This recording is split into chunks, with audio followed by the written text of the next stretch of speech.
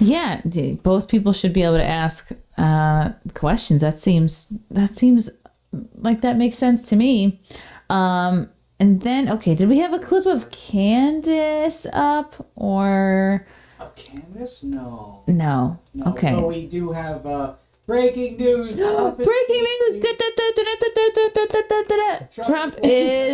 Trump is going to talk. I guess we low key secretly took out Iran's nuclear sites in the middle of the night last night. Surprise. There were hits on that. I'm not sure if that's what he's supposed to be called. Okay, he's going to do a TikTok about it. Let's listen.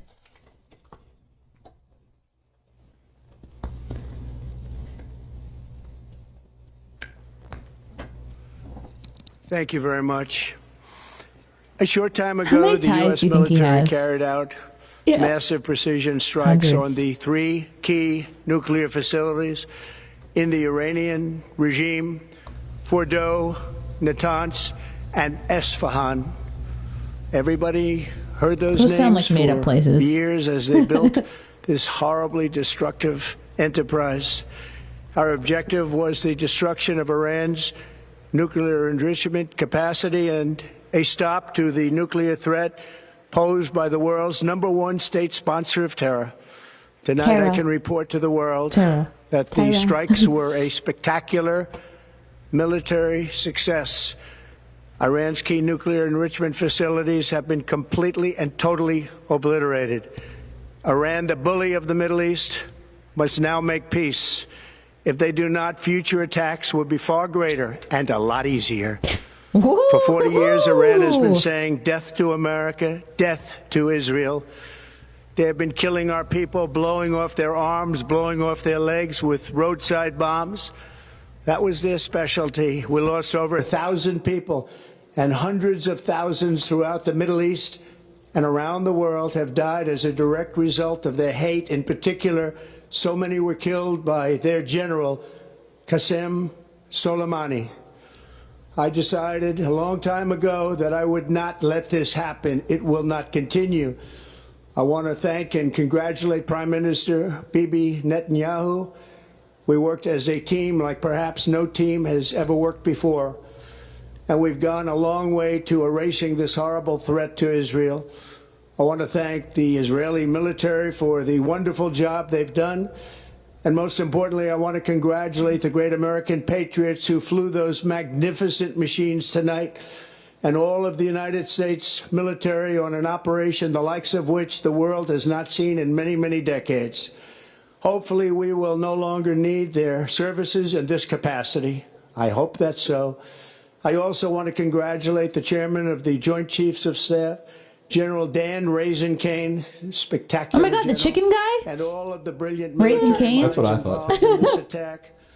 With all of that being said, this cannot continue. There will be either peace or there will be tragedy for Iran far greater than we have witnessed over the last 8 days. Remember, there are many targets left. Tonight's was the most difficult of them all. Why are you circling Marco Rubio? Perhaps the most lethal. Because But if peace does not come, his face. we will go isn't after moving, those really. other targets with precision, speed, and skill. Most of them can be taken out in a matter of minutes. Who's blinking the There's most? no military in the world that could have done what we did tonight. I'm measuring the Not even BPMs. close. There has never been a Morse military that could do what took place just a little while ago. Tomorrow, General Kane, Secretary of Defense, He just blinked to Jay. will have a press conference at 8 a.m. at the Pentagon. And I want to just thank everybody, and in particular, God. JD Vance I looks wanna like a just sad say, cat. We love you, God, and we Looks love like our he has great guy liner military. on or Protect something. them. Yeah. God bless. His eye Middle color East. though God bless is just Israel, so and God like bless the blue. America. Thank you very much. Thank you. Wow, like, I don't know, kind of an ass-kicking speech to me. Yeah, The message is like, don't F with us at all. it's a stark difference Like, from we've already put you out. yeah. Like, it's already done. You're done. He should have just walked up and gone. You're done. Done. You're fired. You're fired. Yeah. Literally. You're I fired. ran, yeah, you did run. You ran far away. You ran to build another facility. you're screwed. Wow. That's so scary. It's like, oh, what already happened? Is everyone okay? I don't think so. I mean, no of our people. We're able to somehow bomb without killing anyone. Iran fell down and went boom. Was it late at night where everyone was asleep and not at work or something? Slept on their rugs. Yeah, the magic carpet. Maybe they were away from it. Were there night guard people working there? I feel bad for the night shift people at these nuclear facilities. Oh, Okay. It's kind of just funny to see the stark difference from literally just a couple months ago. President Biden, someone asked him, what would you say to Iran, which said, we're going to nuke America? And he goes, don't. Please. Please, no. How do you nuke a nuke, though, without it going off? I know none of us are. Well, it's their uranium enriched. The enriched uranium? Yeah. So you unrich them. Yeah. Yeah. Yeah. Should have had a bomb expert on tonight. It's scary. It sucks. I don't know. One would think that they would retaliate, no? Unless they're all gone. Well, that's the thing at this point, and this is what I always see. Iran has done this for the past, what seems like the past year, but even then some. Whenever Israel strikes or America goes after them, they always respond with like this big scary video, and they post it to Twitter, and it's like showing like like with a green screen or something. Yeah, we have a bigger schlong than yours. We promise you, and like they show their like giant like jets or something, but then they do nothing. Like they do absolutely nothing. And this is what happened after the killing of Soleimani. The leftist media said, oh, well, this is not gonna, everything's gonna go haywire now. This is what we also saw after the Abraham Accords. How dare President Trump try to foster actual peace in the Middle East, or actually stand up to Islamic Jihad in the Middle East, because God forbid you make the terrorists angry. You're gonna make them angry by going after them. They're just going to get angrier, and that's like a very backwards ideology. It's kind of like how the leftist media has described the LA riots. They blamed the LA riots on President Trump deporting. Yeah, bringing in the Marines and the National Guard. Yeah, that escalated it somehow, and it wasn't like the people doing dumb shit. Right. It was the media was angry at President Trump for doing his job. Right, exactly. Well, you guys should have just let them run amok and snatch up more young women. Burn the whole city down. Right. Yeah. Because God forbid you hold them accountable. Well, law and order, that might just make them angrier and make them more violent. So that ideology when it comes to the Middle East, I also think it's just very backwards, and it's kind of the same. Yes, it's crazy. I want to know, you were an intern during Trump's first term. From what you've seen so far, from his second term, like how, I guess, I don't know, what are the biggest differences in like working with him the first term to what you're seeing now? Certainly. I think that a lot of things have been done much more quickly in just like the first week of the that was second. Insane. Yeah. We had he immediately banned men in dresses from competing against women. He immediately started deporting MS-13 members. I think part of it's because, he's not afraid of, legacy media outlets. I don't think he's ever been, but this is his last term. And now he really can go full tilt and actually do what he needs to do. Whereas before, you probably also had people in the administration who were kind of, they were still a little more old school. Oh, let's, tiptoe around. And it was this kind of divide in the first administration between peacetime and wartime people on their wartime and peacetime conservatives or Republicans. And the peacetimers, they just kind of almost remind me of the hippy dippy liberals. Oh, let's not actually do anything. Let's just say smart sounding stuff, but we don't want to anger the left wing mob or the leftist media by actually, making our country safe again and free again. And now President Trump just seems to have gone, screw all that. We're just going to do everything now. And it's been great. Yeah. It is such a difference. It's his last term until 2028 for sure, when he will run again. We we have the hats to prove it. Wow. Yeah. It's he knows better. I feel like he's had a lot of time. I feel like he's had Biden's whole entire term to scheme and to prepare and get all those executive orders ready, right? Like, didn't he have, I don't know, 70 something that he just fired off that first week? It was like really incredible. It was I've never seen anything like it. Yeah, bingo, bango. That's how I would describe it. But it's something that we've never seen. I don't even think with any Republican president or any president in general. He just immediately went to work. And it's funny to see how much the left hates that. Of course, the media like jumped to calling him a fascist.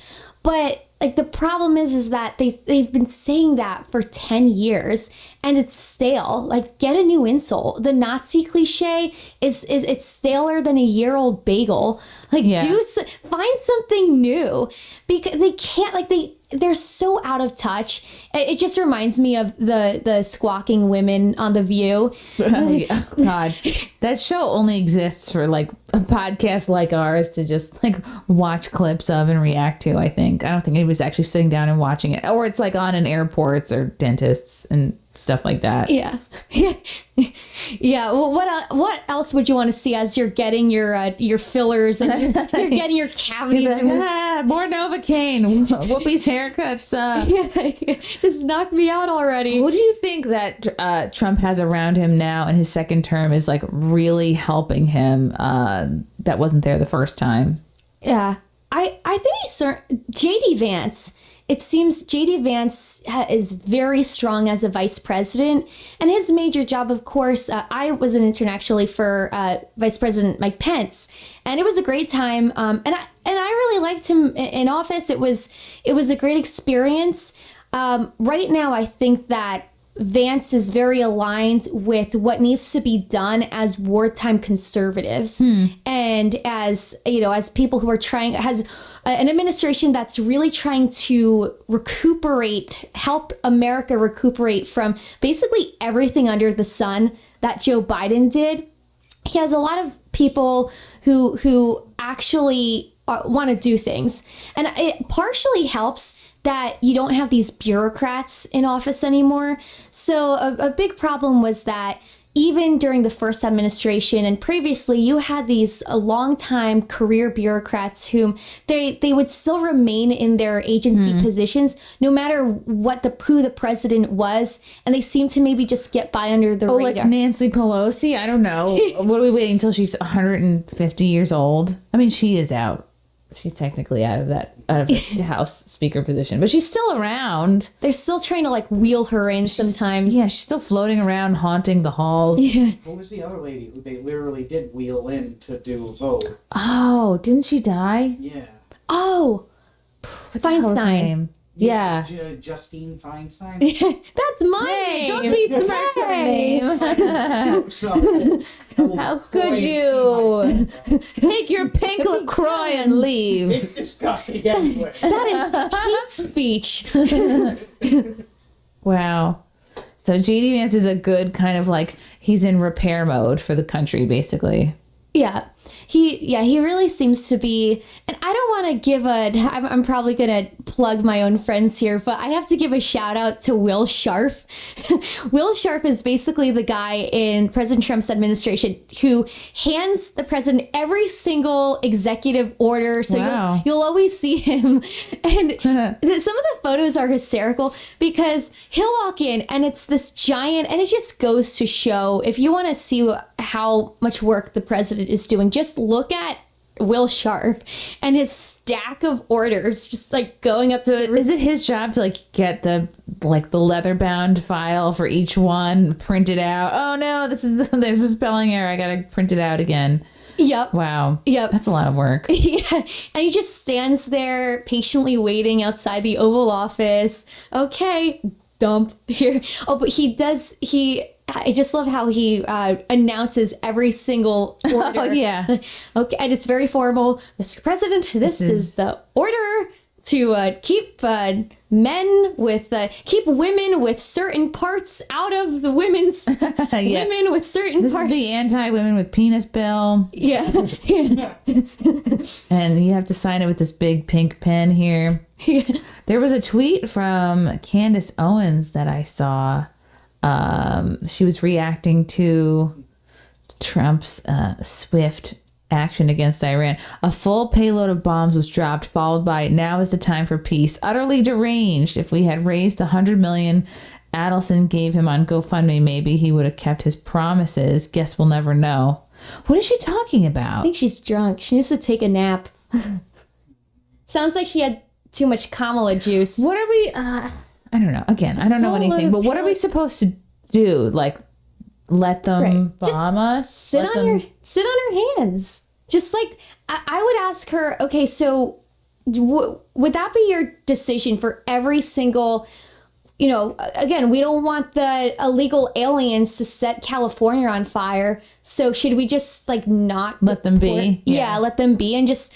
Well, you know, we have this regime that, you know, they say they have nukes. They say they're dedicated to wiping us off the map. They tried to assassinate President Trump more than once. Well, yeah, they're not really like bombing us at the moment, even though they're trying to take us out. So let's just kind of like let them hang there like cancer. What do you say to people who's like, well, Iran has been saying for decades now that they almost have nukes, that they have nukes, and they never do. So we shouldn't believe them, or we just bomb them for nothing. I mean, they obviously know, and I don't know. Or did they just bomb 3 random cities and they said, oh, we took out all their uranium. Yeah. We're all done now. Sorry about all the rugs. Well, it seems like, at least for now, that these seem to be very specific strikes. And, you know, President Trump, we were given the locations. We were shown there are very specific locations for these facilities. So they do exist. And, you know, it's a matter of, are we going to let this cancer just grow? And, you know, it's not like Iran has just not acted at all. We've seen October 7th, and Americans were involved in that. Americans were taken hostage. Iran tried to assassinate President Trump. They embed themselves in this country. They have an influence inside this country. So it's just, okay, should we just like let them just continue? I just don't think that's a good idea. You have to nip problems in the bud because, and I think the problem with the Biden administration, you know, whether or not I think he intentionally let things just fester, illegal immigrants. If you could just pick one problem, yes. Yeah. One, geez, I think the 2 major problems were the border crisis and maybe 3. Now we're getting to 3. But soft on crime, the coddling of criminals. Oh, yeah. And treating people who come into this country on behalf of terrorist organizations. At least 100 people under the Biden administration who were on the terrorist watch list were let into the country, were released into the country, and many more at least were able to come up to the gate.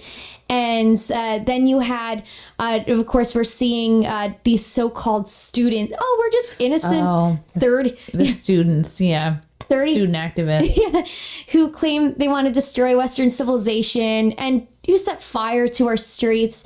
So, you know, as much as Biden claimed that, oh, sure, I condemn some of this, he did absolutely nothing. And there was certainly a foreign influence, and there still is, in our major, you know, academic institutions. But what do you say to people who go, oh, well, that's just freedom of speech. They can't express their dissent towards like what's going on in our country? Holding janitors hostage at Columbia and smashing into windows. That's not freedom of speech? That's the funny thing. The left created cancel culture. That was their baby. They created censorship on college campuses.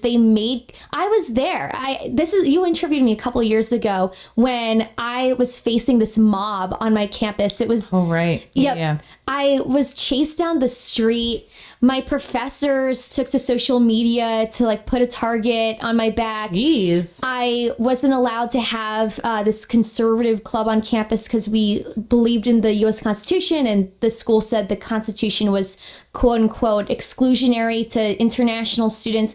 And now the same universities are crying free speech overnight. They're only free speech absolutists when it comes to leftist physical violence. So like their violence is speech, and everyone else's speech is violence to them. Exactly, because they'll say, "Oh, silence is violence," or "Yeah, that your words are violence," and then they have to return with actual violence. I don't know. It takes a lot of mental gymnastics to understand it. Yeah, of course it does. And then you see another thing is that the people who come to this country and they're guests, they're foreign guests.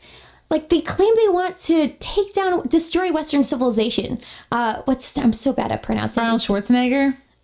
He was on The View and he was talking about like when you come here, you're a guest, and that was the wrong answer for them. Especially Joy Behar. I was like, ugh, everyone's like, let's cut to commercial. Even like Sonny Hostin was putting a hand on his shoulder, like, shut the fuck up. This is not you have the wrong opinion on this. But I don't know if that's who you were thinking of. I was thinking of Mahmoud Khalil, Mahmoud Abu killed a Jew. Khalil was just an innocent peace activist. But he ran one of these groups that were kind of part of the Columbia University mob. The mission of the group was, quote unquote, destroy Western civilization. So, like, why are you going to invite someone into your house if they say, we want to burn it down? Why would you invite someone to remain in your country if they blatantly say, yes, I'm doing everything I can to destroy it? It's so backwards. Yeah. I don't know. That doesn't like. Would that fly in any other country? Like, would I have the balls to go try to live in another country and talk mad shit about that country while I'm living there, working there? I don't understand where the confidence comes from. But I guess it's like this sense like you can get away. The left has made it seem like these people can get away with anything because they were able to. Yeah. Try that in China or North Korea. Try it in North Korea. Love you guys. Thank you for the chats. Thank you for the comments. I will see you guys tomorrow. Bye. Bye. All right. Love you guys. God, I don't even want to leave. This candle smells so good. I don't want to leave. All right. Love you guys. Talk to you soon. Bye. Love you all. Join the Discord. Feet. Love you all. Wow. You guys are awesome. Let me get it. Bye, guys. Bye. Now I'm really leaving. Love you. Bye.